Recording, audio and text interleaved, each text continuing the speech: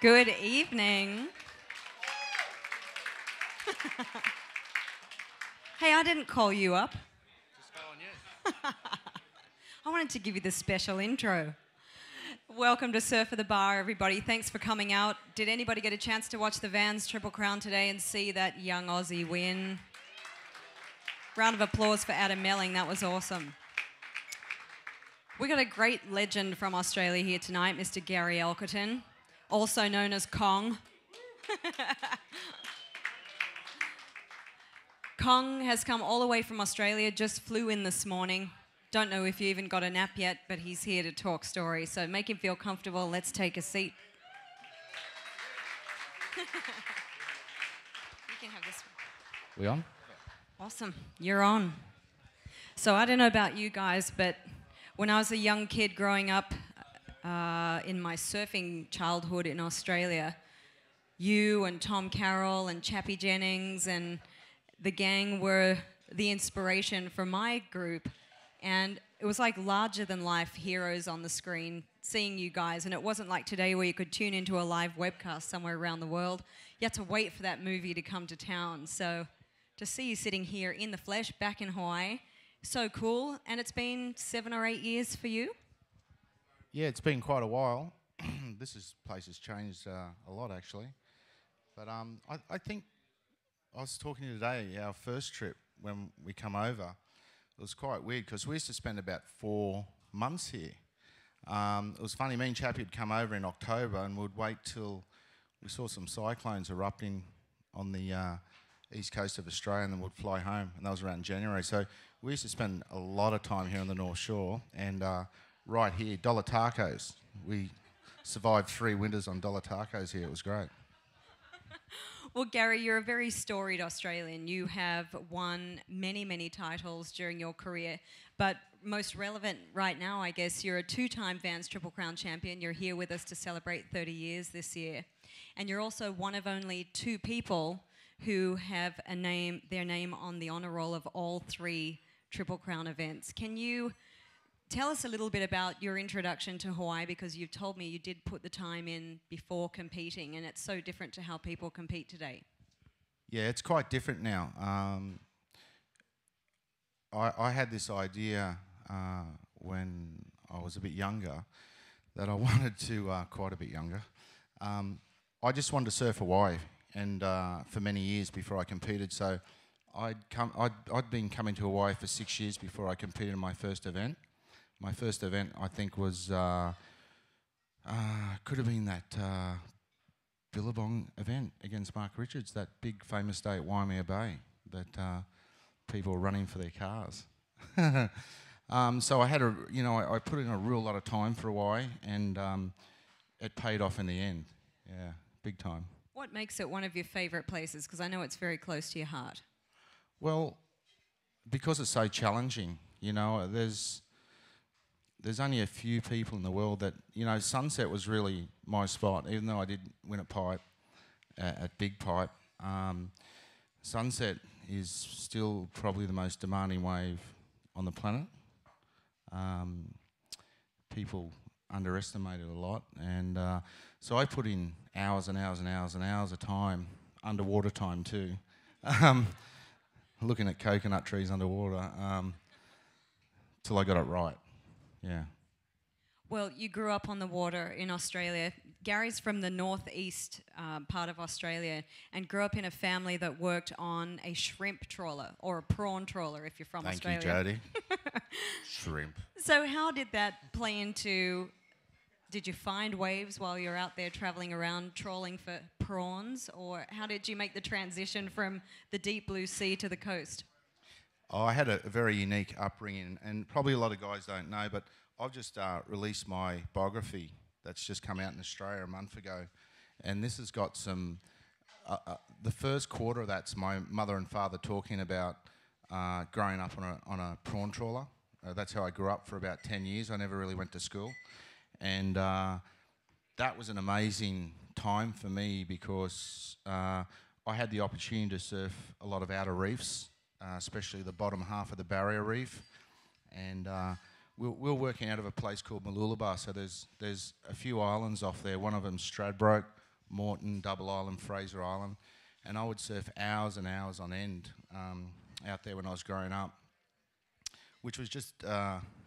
I didn't even think about them, but it was just an amazing privilege, you know, to do that. Yeah. How old were you when you got your first surfboard? I started very late surfing because I'm a motocross head. I still am. Could have went either way in my life. I could have really went into supercross and motocross, but I went surfing. So I started surfing. I got my first board when I was about 11, 12 years old. Yeah.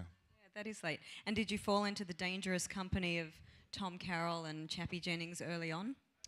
Not really. I met Chappie before Tom. Me and Chappie were mates way before Tom, but I kind of ran into Tom around early 80s, around the pro junior days.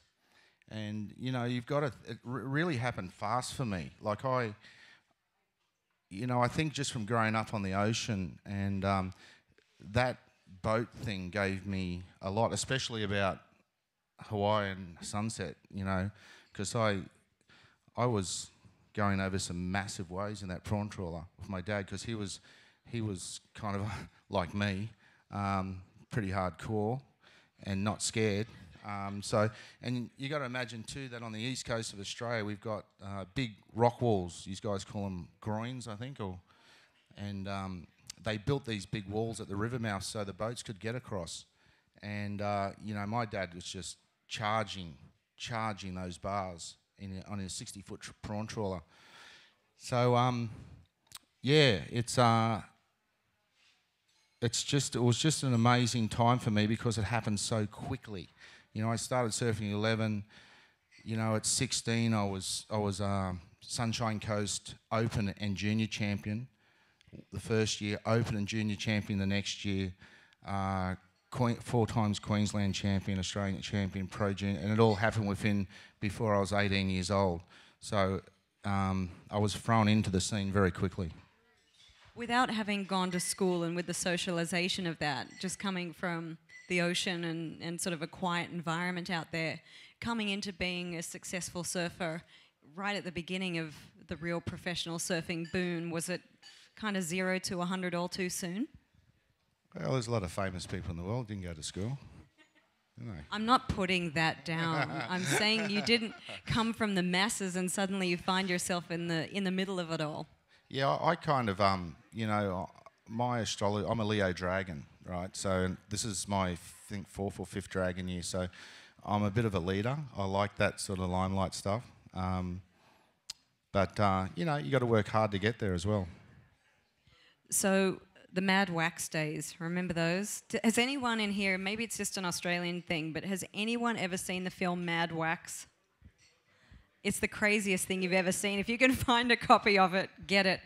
But as a kid, we used to play around on the beach because there's a scene in it with the crazy Ross Clark Jones. And basically these guys stumble upon a magic recipe for wax. And they find out that when they're waxing their board up with this wax, they can basically decide to go anywhere in the world and surf perfect waves. And didn't they go to Kong's Island? Were you there? Well, I think before that movie, there was a movie called Kong's Island that was actually the first Super 8 movie to go onto VHS, and we had the opening at the Sydney Opera House for that movie, we were like rock stars, and I was still only 17, I think.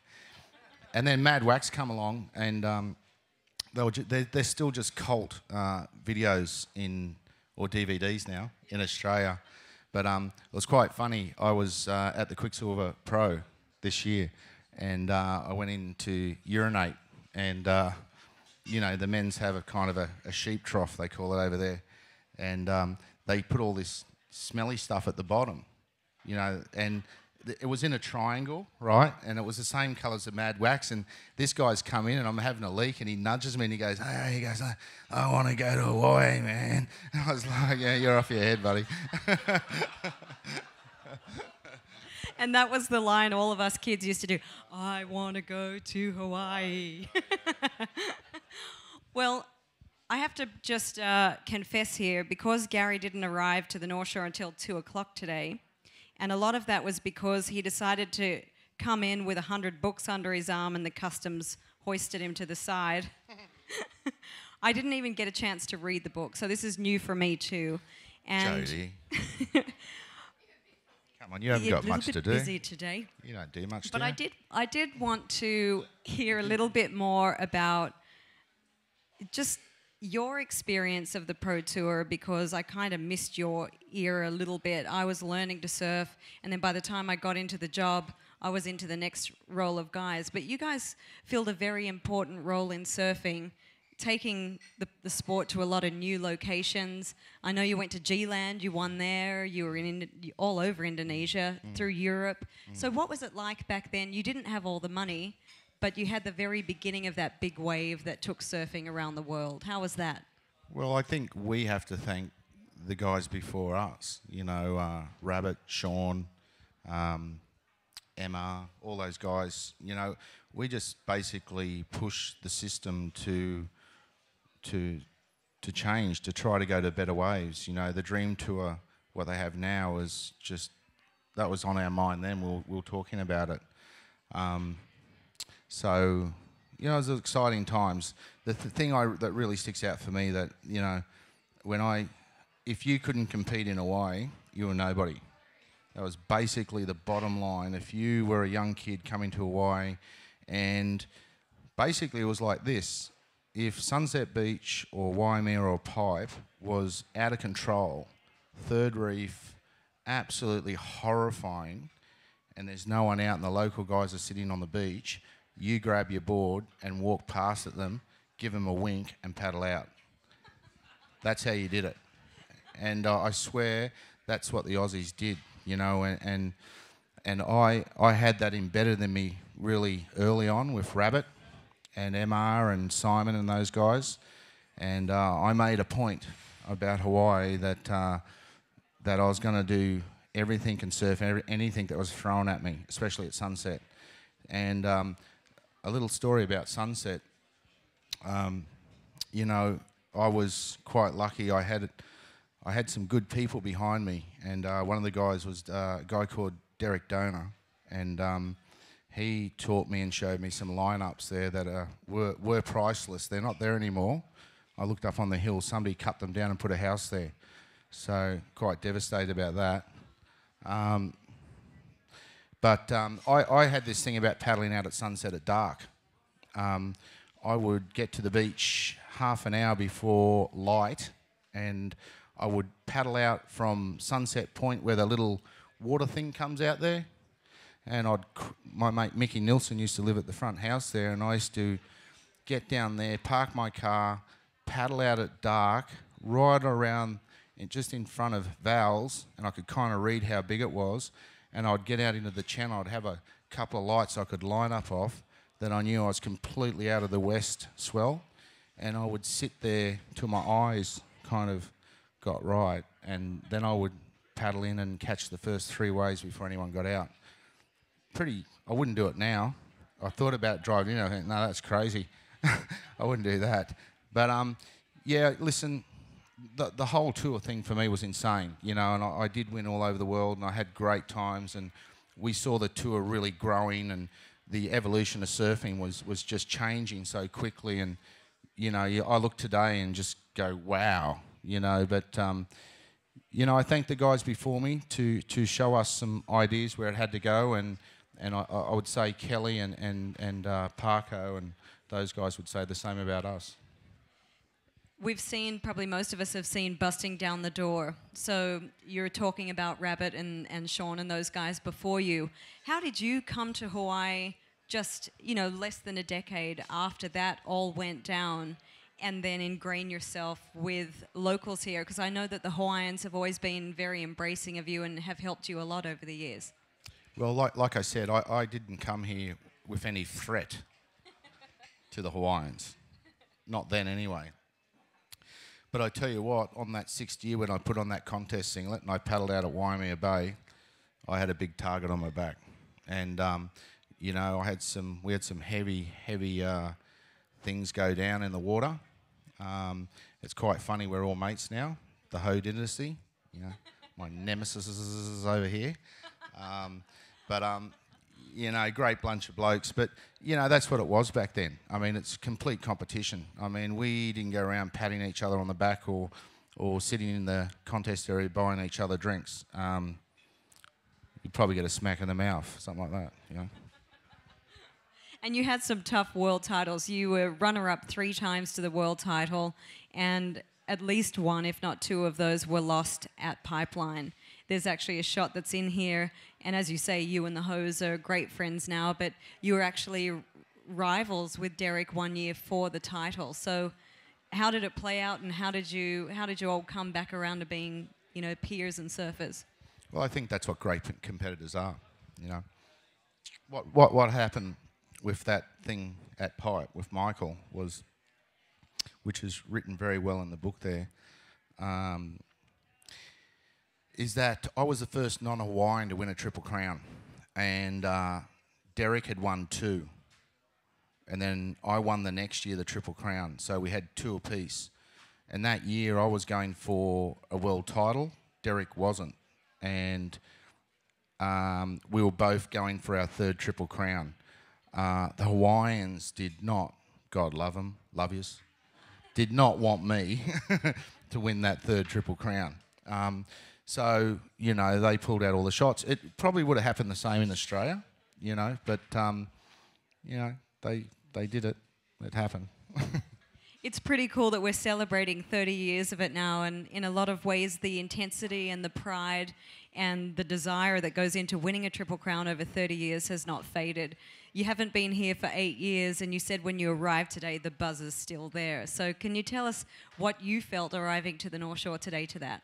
Well, you know, I think, you know, there's probably a little round of applause here because, you know, Randy and Bernie and Jody, without those 3 people, the Triple Crown wouldn't be what it is today. You know, it's a big mechanical thing that has to run here, and it takes a long time to set up. There's a lot of logistics.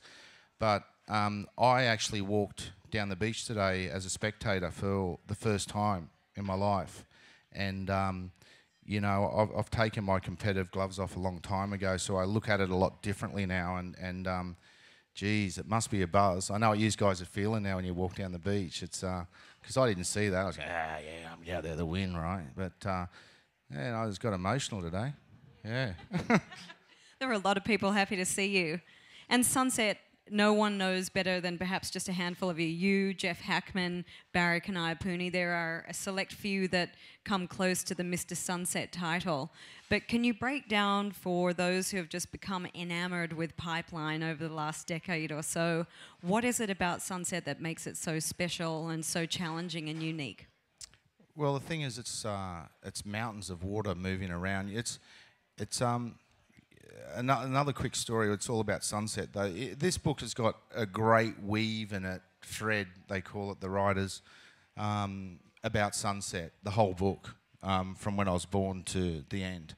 One of the classic stories in that book, my first ever trip to Hawaii, I shouldn't tell you this, go buy the book, it's in the book. No.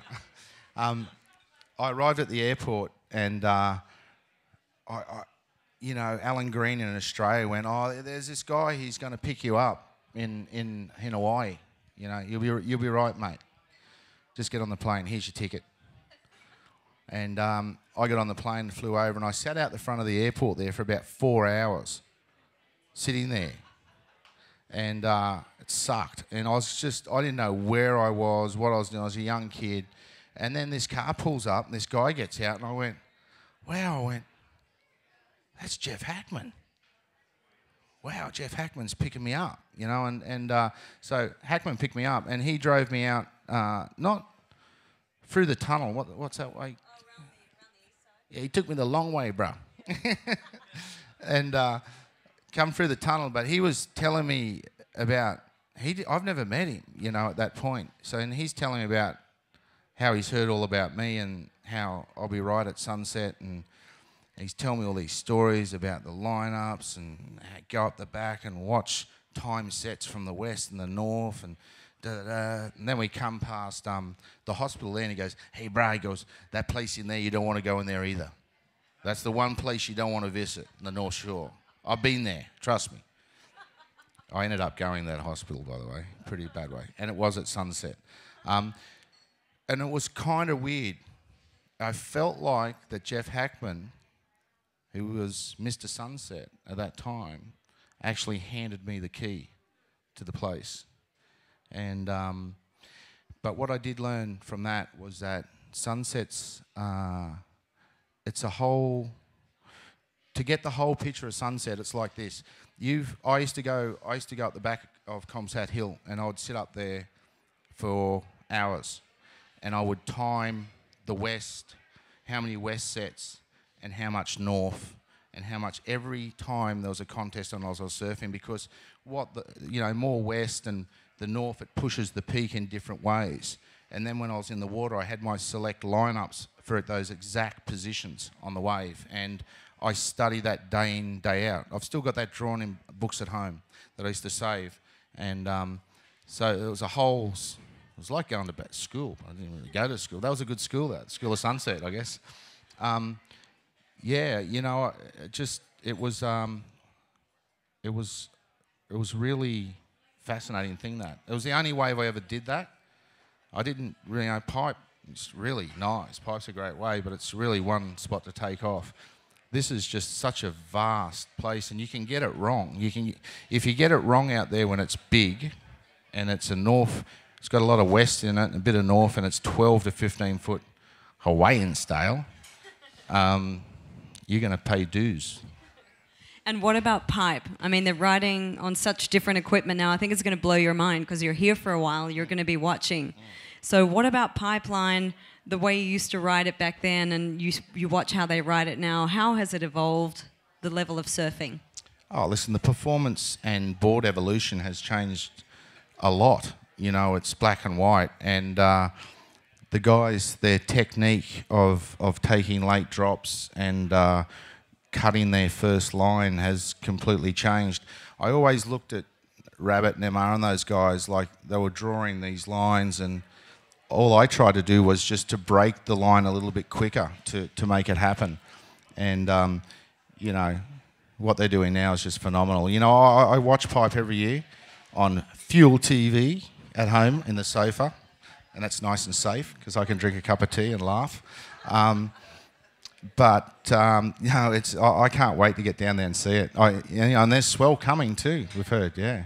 Are you planning to surf? Looking at this shot here of you at sunset, did you bring some boards? Are you ready to hit it again? Yeah, I got Pat Rawson, my old Hawaiian shaper buddy, to shape me a couple of big boards.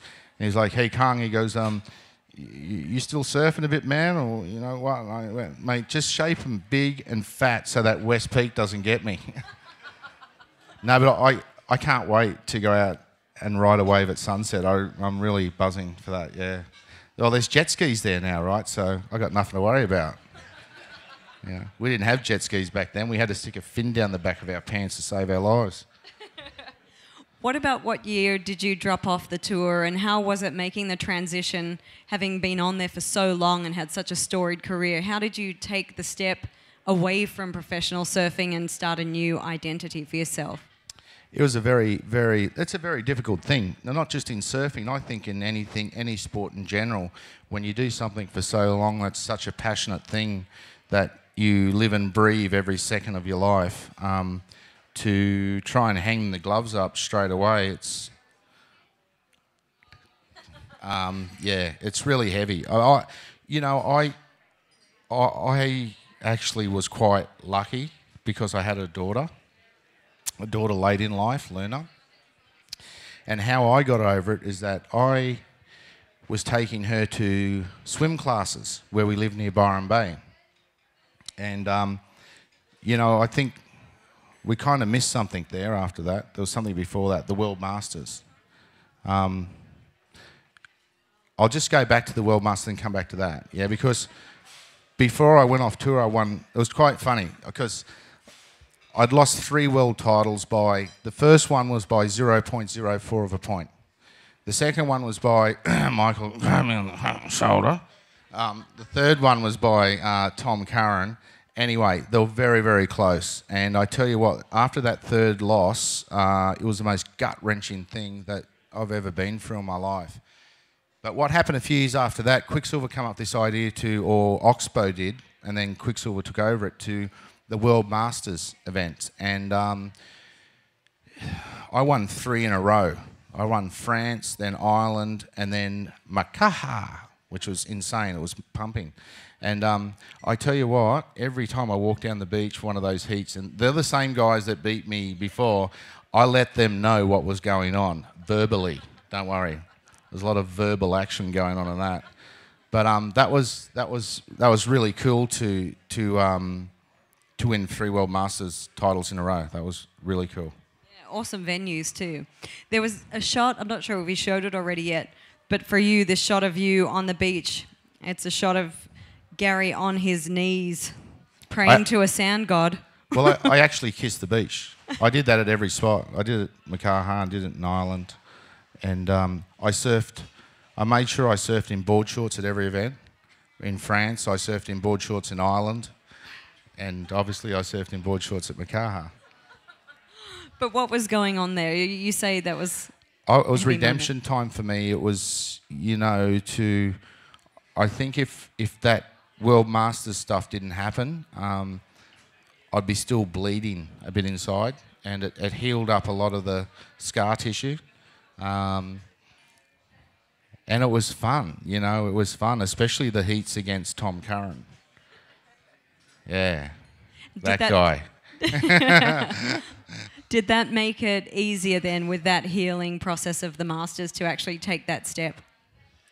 Yeah, and I kind of, it just felt good, it felt like I'd accomplished all my goals that I'd set out to do in surfing. One classic shot there, see, obviously the Pipe Masters helmet. There's not many of those around. I got one in my lounge room. Tell you what, everyone drools about that thing when they come to my house, especially after a couple of beers. Everyone wants to get a photo of that thing on. But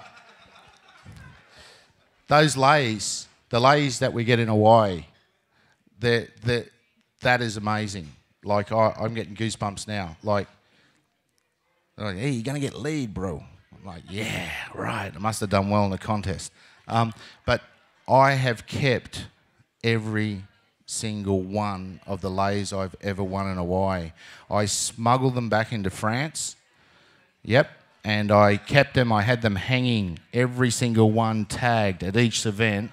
And then I smuggled them into this box when I moved from France. I was in France for 27 years. And I moved back to Australia and I packed this container. And I made sure that box was in the middle of a 40-foot container. Suck the customs guys. They checked everything else except that box, thank God. I'm going to get buried with those lays. I've still got them. My mum died this year, God bless her, in January. And she went down with half of the pipeline lay because my mum was always here for me in Hawaii, my mum and dad, at every event. And yeah, the lays are amazing. What were you doing in France all those years? Yeah, lovely. And I will tell you, if Randy Rarick were here, I hope he doesn't mind me telling you, but sometimes now, because when you win these days, you have to have a cap and sunglasses on. Did you know that? I'd put that on for $100,000 too right now. bloody measly $5,000 and a plastic trophy. So we had a sponsor once and they said, no, we don't want any leis because we need the surfers to have the hats and the logos and everything on. We don't want any leis at our event. And Randy took them to task and said, leis are Hawaiian, Triple Crown's Hawaiian, our events have leis. Absolutely. I mean, it's like, that's like coming to Australia and not eating a meat pie. You know, would throw you out. You're like, out, you're out. No, I mean, listen, it's quite funny. I've got a sort of man cave at my place. It's not a really great-looking garage like Tom Carroll's, but I don't want my garage like Tom Carroll's. Mine's a bit more rough. I got motocross bikes in the corner, fishing rods, and I got all the old trophy memorabilia and the leis. Oh, by the way, I forgot one thing. The other quarter of that pipeline lei, my mum got half, remember?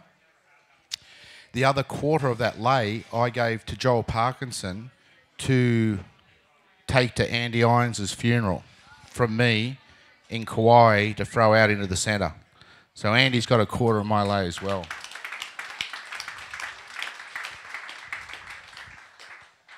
So what about France? What was going on there for a quarter of a century? Aussie women. No, listen, there's one thing I don't like about how the young kids are brought up these days. I'll be really honest about this, that I think they've been getting pushed too quick into professional surfing. I personally believe in what I did, and it's kind of, you know, it's like growing a tree, you know. But I did all the amateur stuff. You know, I wanted to have a really, really, really good amateur background before I turned professional.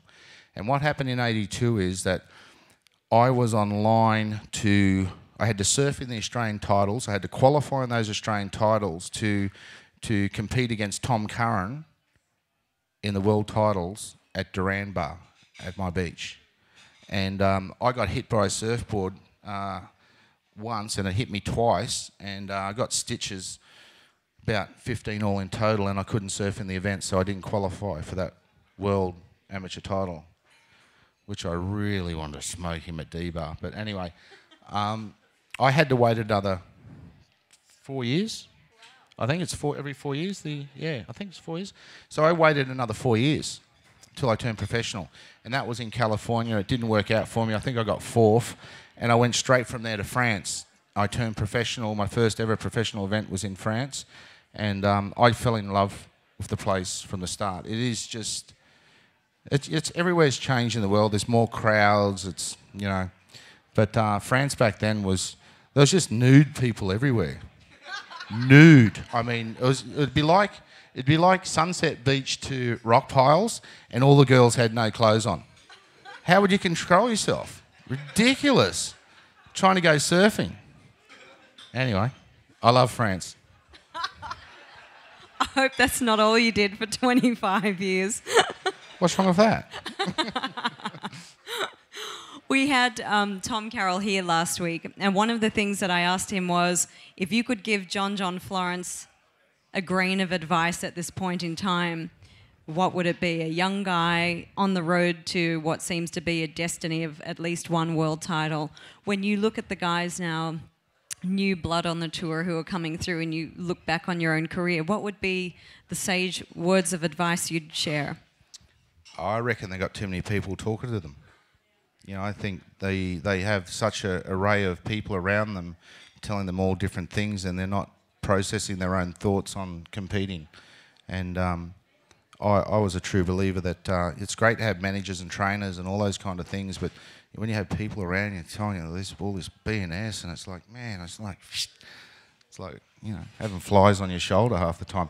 You know, listen, geez, John's really good.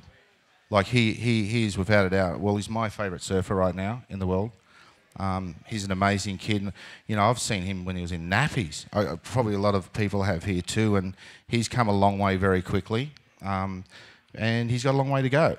You know, the new generation that are there right now are taking it to a whole new level again, and it's very, very quickly from the generation before.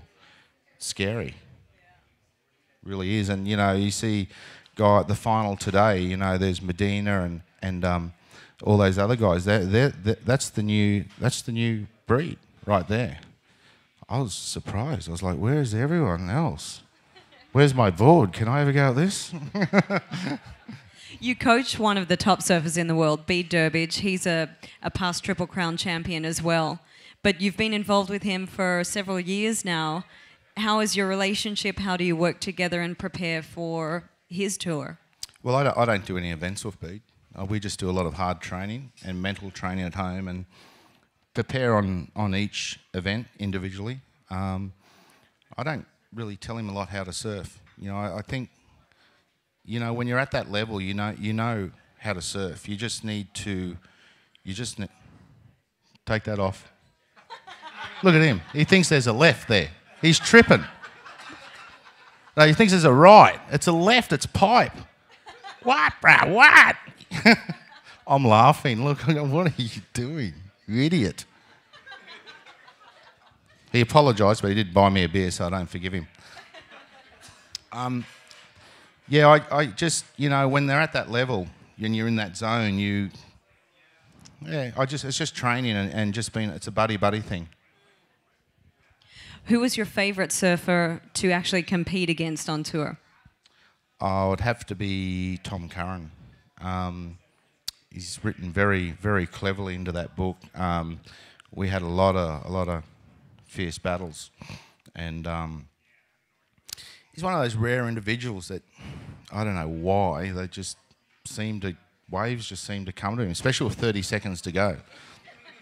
And I mean, we kind of, people try to compare Kelly with, but nah.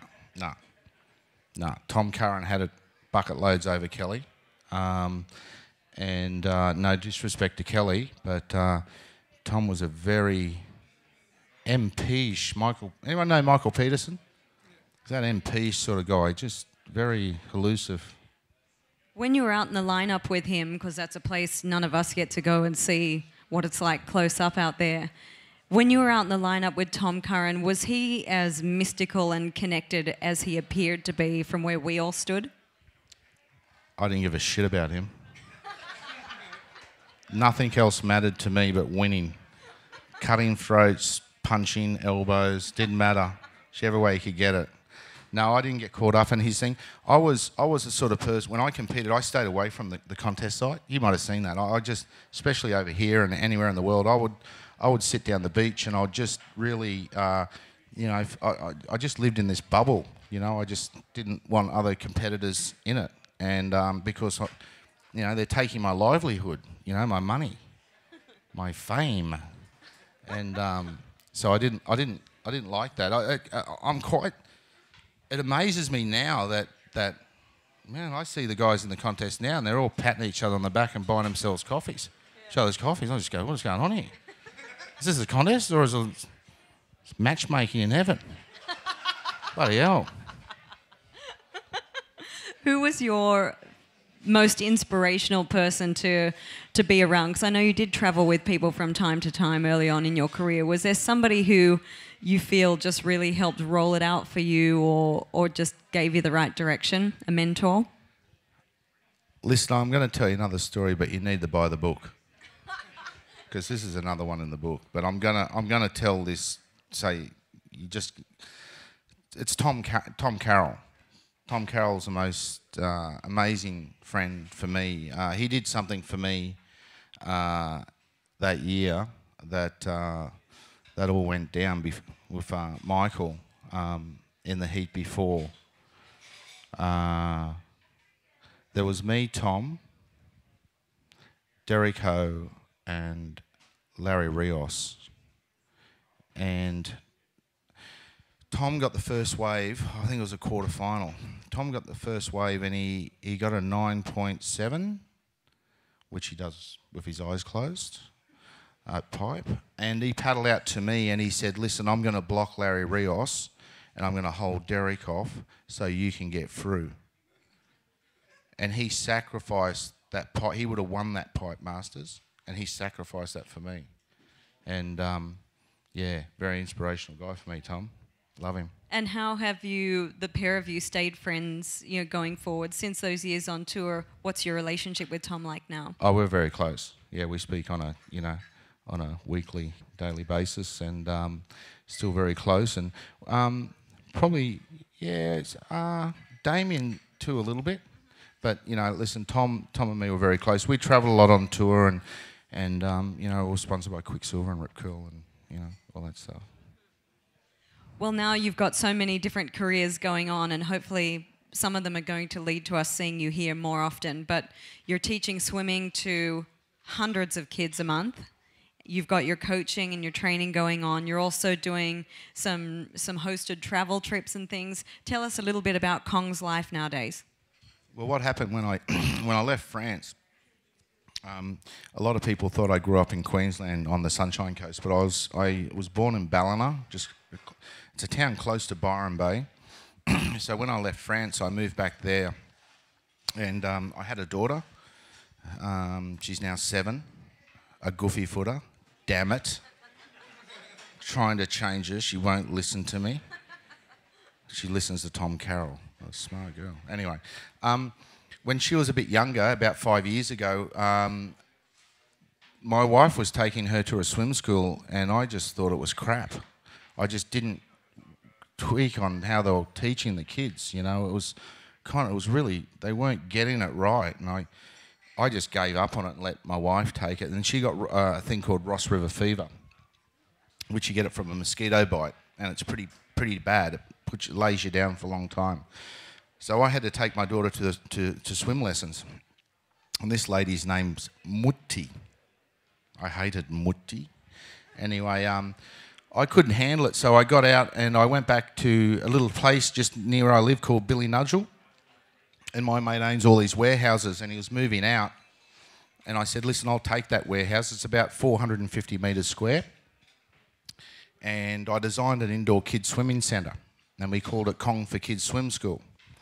And the unique thing about Kong for Kids is that we only teach kids from 2 months old to 10 years old, and once they get to there, we take their families to the beach, and we give them a one-on-one lesson, as many as they want, about beach awareness, about the surf, the currents, the ocean, and I swim the kids in and out of rips with life jackets on and fins until we can take it all off, and they get the best of both worlds. Because in Australia we have a lot of drownings because kids learn to swim in pools and they don't learn how to swim in the ocean. So it's been an absolute blast for me.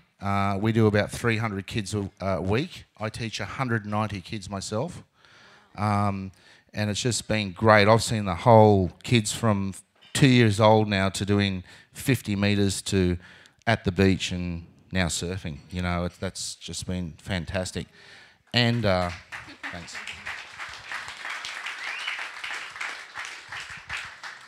And that's where I was leading to before, because how I got to hang up the gloves was that. I got fired from the surfing world very quickly, because that's what happens. When you're not selling their T-shirts anymore, they will fire you in your sleep. Then you want to stab them to death. Literally.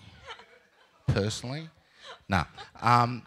So it's pretty tough. So, and I tell you what, that was a shock. That was a shock because, you're getting a paycheck every month to go surfing. And back then, surfing was fun. We were like rock stars, weren't we? There's no coaches, trainers, there's no internet, there's no mobile phones, safe sex. It was just great. The world was pumping. Petrol was cheap. I got thrown into this world of teaching kids a responsibility that's just at the top of everything. 300 kids, 600 parents. Whinging parents. My kid can do it. Yes, he can. Johnny's good. No, he's not. Yes, he is. Oh my God. So I went from this unreal life over here to over here, and I learned a lot. I learned that I should have stayed on tour another 10 years, so I learned very quickly. It was just a great learning curve. But from that, what happened was with the book is that, and I kind of went out of the surfing scene. You know, I sort of haven't been to Hawaii, and I just concentrated on that and built that business up. And this book here, it was quite funny, if you could just pass me that, Jody. I wanted to get a few, I won't mention any names, because a few people here know, will know, but I want to get a few people, I've asked a few people to write this book. They didn't want to write it for one reason, because it's the truth. This is not like any other surf book you'll ever read. It's got everything in it. And I only ever wanted one person to quote on it, which was Kelly, and that was unbelievable because I was just emailing, please, Kelly, come on, get over it. Okay, I beat you at G-Land. You beat me 45 times. I beat you twice, you know. And still wasn't happy that I beat him twice and he beat me 45 times. You know, imagine that. Fucking hell. So I sent him a last email. I went, listen, mate, it's going to print. We got to get this done. And he sent me, we had to give a whole page to him. It's called Battling the Beast. This is very interesting, this little bit here that he wrote about me, but very good as well. So a mate of mine called Pete McGuinness, who grew up in sort of my circle of people on the Gold Coast, a very intelligent guy, decided we would do this. And it's been a 3.5-year project, and it's been on sale in Australia for a bit over a month now, and I've just finished doing book launches all over there. We've got a good problem in Australia with this book. They can't keep the supply up. Very good problem. This is ABC HarperCollins too. It's not self-published. So off the back of the book here, what I'm doing now is there's a website, GaryKongElkerton.com, and what I did, there's a famous cricket player in Australia. His name's Merv Hughes. Loves to drink beer, tell stories, just like me. And I modelled this thing off him. He takes about 20 punters, like VIP punters, to India, and stays in first-class accommodation, goes to the cricket matches, front row seats, blah, blah, blah. I went, right. It's never been done in pro surfing before. So I went and saw a friend of mine who's running the Surf Travel Company. It's been around for many years. They're the logistics of it, and I've set up 3 events for next year. There's Fiji, Tahiti, and Hawaii. Hawaii, for example, working closely, obviously, with Jody on this one. We come and stay here for the whole duration of the back end of Sunset. We get the opening of the Eddie Cow, Sunset, and all the pipeline contest. We go game fishing, we go mountain climbing, we do all the first class stuff. And Tahiti's kind of stay at Moorea at the Hyatt, how terrible. Go game fishing, same thing, jumping out of planes, fishing. And a 35-foot boat picks us up and takes us across to Chofu, and we watch the contest and drink beers and eat food. And in between all that, we get Kelly or Mick or one of the other guys to come over, and we give them a little bit of money under the table. And they get to rub skins with these guys. So that's a new adventure that's filling up very quick for me right now. And yeah, and there's heaps of other stuff on this website. There's pipeline replica boards. There's going to be Kong apparel. There's all sorts of. We got great partners in this book: GoPro, Shimano Fishing, KTM dirt bikes, FCS fins have been a big part of this as well for me. And yeah, I'm back. So we can all join you on Kong's Island. Can we come see you in Australia and do a tour as well? Absolutely. The idea of these tours is that, you know, we're starting with 3, but we're going to build them. We want to have, you know, well, I want to do about 7 if I can. You know, South Africa would be great. You know, Mauritius, game fishing, Kruger Park, wineries, J-Bay, France. Trestles would be a good one. Actually, not Trestles. The owner of Surf Travel wants to do, what's the one called Huntington Beach? Used to be the OP. It's the US, is it the US Open? US Open, because he wants to do the Fear and Loathing in Las Vegas. So we go to that contest and we all get on a bus and go to Las Vegas for 4 days. Shit. It's going to be great. Who wants to come on that one? You might never come back. Bring a medic. Well, Gary, you are a legend. You've been a feature of our events over the years. We're so proud to have you back as one of our very few, only 13 champions in 30 years we've had with the Triple Crown.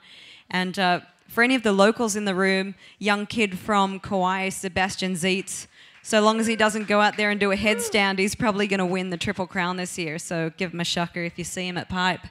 Yeah, and that's an amazing feat. You know, a guy, man, I got goosebumps just thinking about that. Because I saw it on thing and he sat on that bike, and he was like, I was actually pissed off. He went, oh, well, I hope I don't fall off it. And he goes, oh, 100 grand would be nice. I was like, fuck, 100 grand, a fucking Harley Davidson. I'd ride around the North Shore on the nude if I won that. Without a helmet. On the helmet. No. Gary, it's a good thing you were in the 80s, mate. Yeah, no, listen, I've still got all that stuff, but listen, it's an absolute honour to be back here on the North Shore. I'm so stoked. I'm going to paddle out at sunset tomorrow at dark, yep, only because it's going to be 2 foot. And I'm going to be around the Pipe Masters and around all that stuff. And listen, we do have a couple of books at the front there. I will sign them for you. I'm going to have a couple of beers after this. And yeah, enjoy. And $5 is going to our charity partner for the whole winter of the Vans Triple Crown is the Malleola Foundation. Yay. And Woo. they use surfing and the ocean to help children with cystic fibrosis. It's taking off. There's a lot of wonderful people involved with that. And Gary is giving a share of the book sales to Malleola. Thank you. Yep. And use as well, you know, I tell you what, wouldn't be happening without this lady. Big round of applause for this lady all the way. Woo! Oh, thanks, Gary. Thank you. Okay, so the good news is Gary is staying in the hotel, so you can buy him a beer and he doesn't have to walk too far. So come and say hi. That's Talk Story. Yeah, thanks. Thank you.